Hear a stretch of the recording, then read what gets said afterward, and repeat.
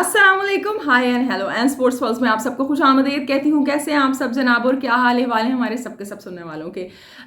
सो जब मैं वीडियो बना रही होती हूँ ना तो she is one of the culprit, जो कि बहुत ज़्यादा शोर की आवाज़ें आती हैं ना आपको पीछे से tie tie tie tie.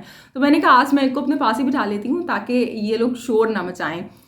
So here is the लिया विद मी। और जी आज हम स्पोर्ट्स पे बात करेंगे हमेशा की तरह। और जब हम स्पोर्ट्स पे बात करेंगे तो काफ़ी डिसअपॉइंटमेंट रही। अगर मैं ख़ास तौर पे सबसे पहले इंडिया की बात करूँ तो पाकिस्तान की जानिब तो हम आएंगे। पाकिस्तान और अगर ऑस्ट्रेलिया के हम मैच की बात करें तो ये वो सीरीज़ है कि जिसके बारे में हम सबको पता था कि पाकिस्तान इतनी अच्छी परफॉर्मेंस नहीं दे पाएगा, टीम भी नहीं है और अगर ड्रॉ ही कर लें जैसे कि मैं कहती भी रही हूँ वीडियोस में तो बड़ी बात है। लेकिन इंडिया की टीम की जानिब से इस किस्म की परफॉर्मेंस ने कम अज़ कम मुझे तो बहुत ज़्यादा डिसअपॉइंट किया, चाहे मैं उनकी बॉलिंग की बात कर लूँ या बैटिंग की बात करूँ। कल जब मैं वीडियो बना रही थी, जब मैंने वीडियो अपलोड की तो आई वॉज नॉट एक्सपेक्टिंग कि वीडियो अपलोड करने में थोड़ा सा लेट हो गया क्योंकि लाइट चली गई थी।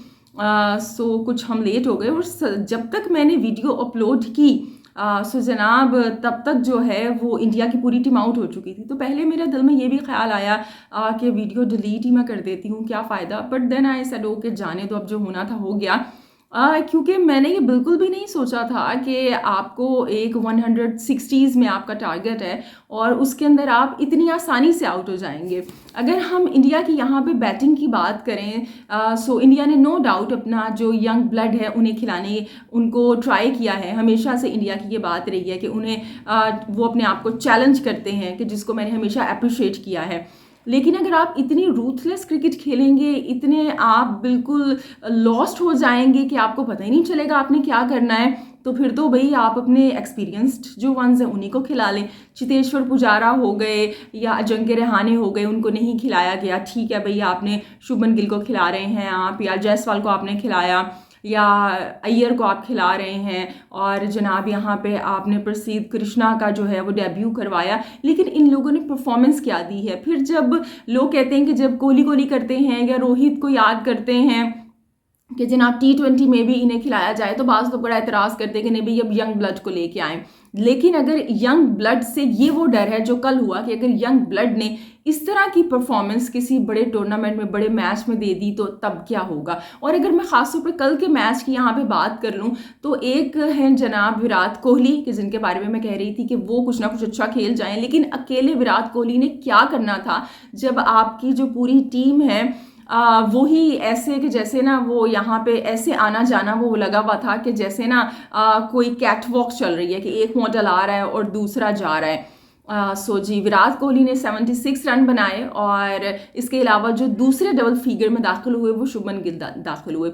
उसके बाद अब उसके इन दोनों के अलावा अगर आप इंडिया की पूरी यहाँ पे उनकी बैटिंग लाइनअप उठा के देख लें तो 5, 0, 2, 4, 6 ये वो रन है जो कि बाकी के खिलाड़ियों ने बनाए हैं। यानी 131 के अंदर 102 इन दोनों ने बनाए हैं। और उसके बाद अगर आप मेरे ख्याल से 30 या 29 रन हैं जो बाकी की टीम ने बनाए हैं, जबकि 8 इसके अंदर एक्स्ट्राज भी हैं, तो बाकी टीम ने क्या 21 रन बनाए हैं। सो ये बहुत बड़ा क्वेश्चन है। यानी जो इंडिया की बैटिंग की, जिस बैटिंग डेप्थ की हम बात करते हैं, हम तारीफ करते हैं, वो कल बिल्कुल लॉस्ट दिखाई दी। जो साउथ अफ्रीका के पेसर्स थे, जो पिच की कंडीशन थी, जो बाउंस था, उसके आगे जो कि बैटर्स हैं इंडिया के वो बिल्कुल क्लूलेस दिखाई दिए। हालांकि जो अगर हम पिच कंडीशन की बात करें तो पिच के अंदर ऐसा कोई डीमन भी नहीं था। 4th इनिंग के अंदर, पहली इनिंग के अंदर मैं बिल्कुल मानती हूँ कि मुश्किल कंडीशन थे, बारिश हुई हुई थी। लेकिन जब आप दूसरी दफ़ा बैटिंग करने के लिए आए हैं, 4थी इनिंग थी, तो तब इतनी मुश्किल कंडीशंस नहीं थी। लेकिन उसके बावजूद इंडिया की जो टीम है वो प्रेशर में दिखाई दी।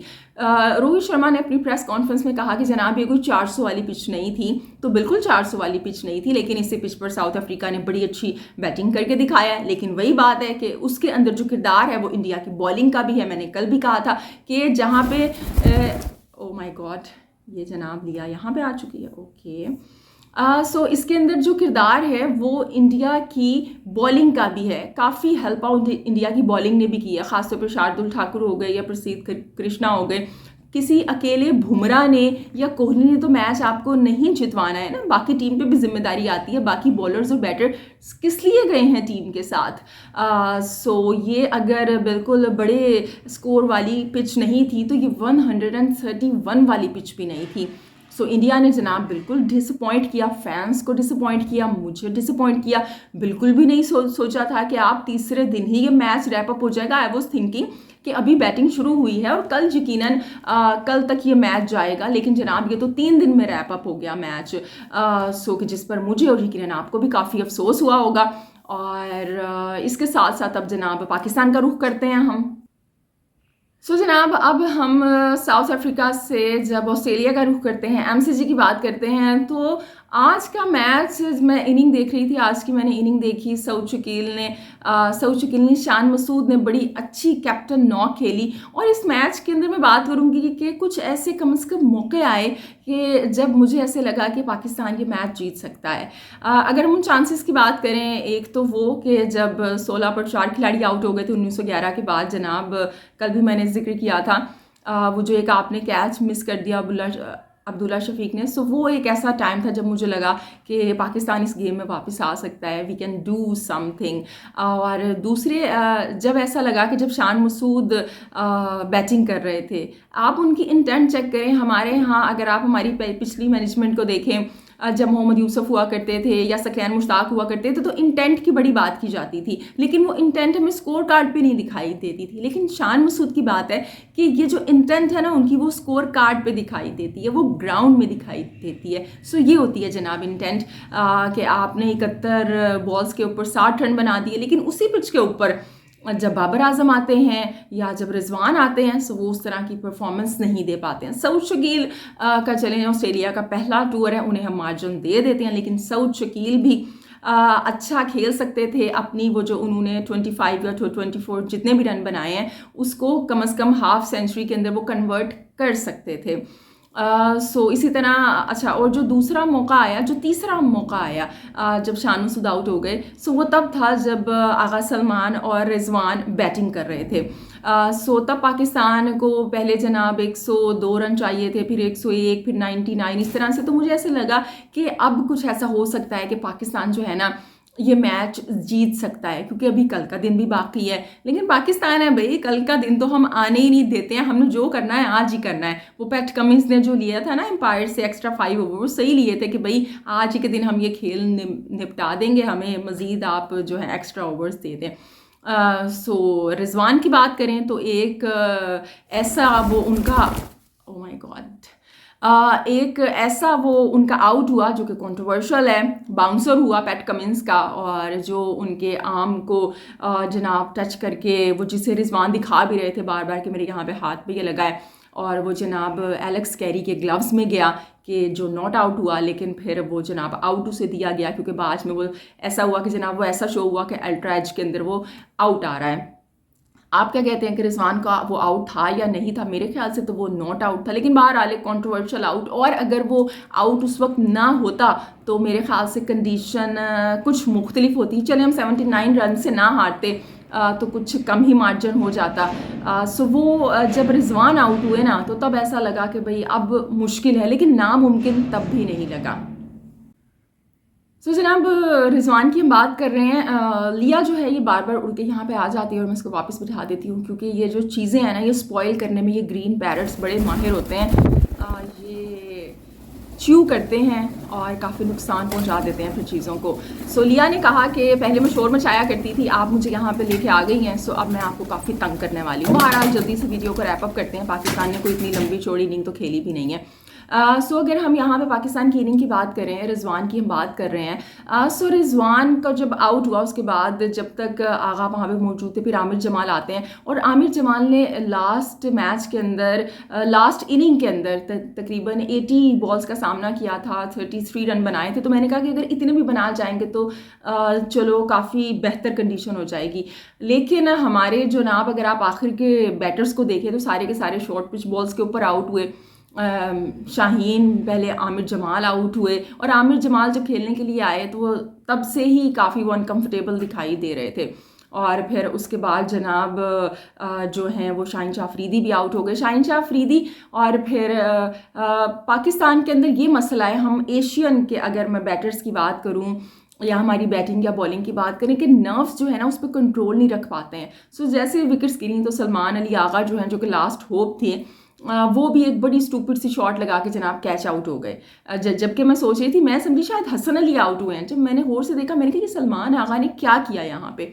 सो आउट तो होना था, और फिर जब ये 5 ओवर्स जो थे आखिर के वो भी नहीं निकाले गए, और फिर जनाब पाकिस्तान की जो मैच है सब 79 रन से हार गया। यहाँ पे हफीज़ की प्रेस कॉन्फ्रेंस की बात करें तो बाबर पे उन्होंने बड़ा अपना कॉन्फिडेंस शो किया है कि बाबर यकीनन बड़ी इनिंग खेलेंगे। सो कॉन्फिडेंस तो हम बाबर पे काफ़ी टाइम से शो कर रहे हैं, लेकिन बाबर बड़ी इनिंग खेलेंगे कब, वो मुश्किल वक्त में क्रूशल इनिंग कब खेलेंगे। जब आगा खेल रहे थे तो मुझे तब भी था कि हो सकता है कि अभी आगा हैं, सो कोई मैक्सवेल जैसी इनिंग खेल जाएं, लेकिन मैक्सवेल के सामने तो पैट कमिंस थे। यहाँ पे तो जनाब आमिर जमाल या शाहीन शाह अफरीदी हैं जिनके लिए टिकना मुश्किल था, तो वो इनिंग्स कैसे खेलनी थी, और वैसे भी नर्व्स पे आपका कंट्रोल ही नहीं है। सो बड़ा अच्छा ये मौका था जो कि पाकिस्तान ने गंवा दिया।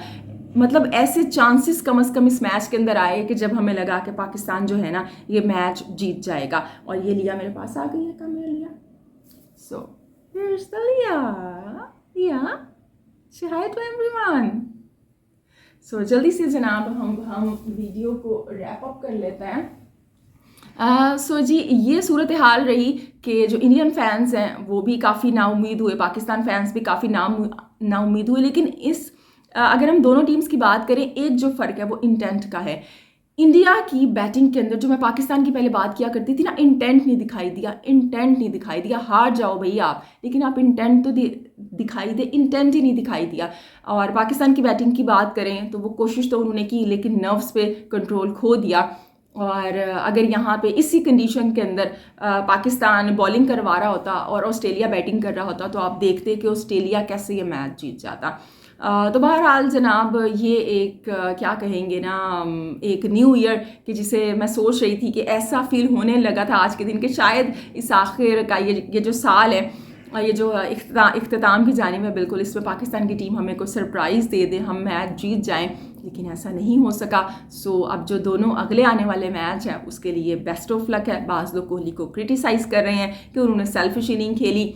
सो उन्हें मैं कहूँगी कि अगर वो 76 रन आप निकाल दें, वो भी अगर जल्दी कोई 10-12 रन बना के आउट हो जाते तो वो ठीक रहता। या सेल्फिश इनिंग वो तब होती जब वो टुक कर रहे होते हैं और वो कहते हैं चलो भाई मैं एक और सेंचुरी बना लेता हूँ, लेकिन उन्होंने ऐसा नहीं किया। उनकी सेंचुरी के अंदर बड़ी अच्छी शॉट्स भी हैं, उनकी कुछ रिस्की शॉट्स भी हैं। सो जी, कोहली ने साल का इख्तिताम अपना अच्छा किया, लेकिन पाकिस्तान और इंडिया की जो टीम्स हैं वो एंड अच्छा नहीं कर सकी। 2024 के लिए दोनों टीम्स के लिए बेस्ट ऑफ लक है, और जनाब आप लोगों के लिए बहुत सारी बेस्ट विशेज़ हैं। कल आप लोगों से फिर मुलाकात होगी। अपना ढेर सारा ख्याल रखिएगा जनाब आप। अल्लाह निगहबान है।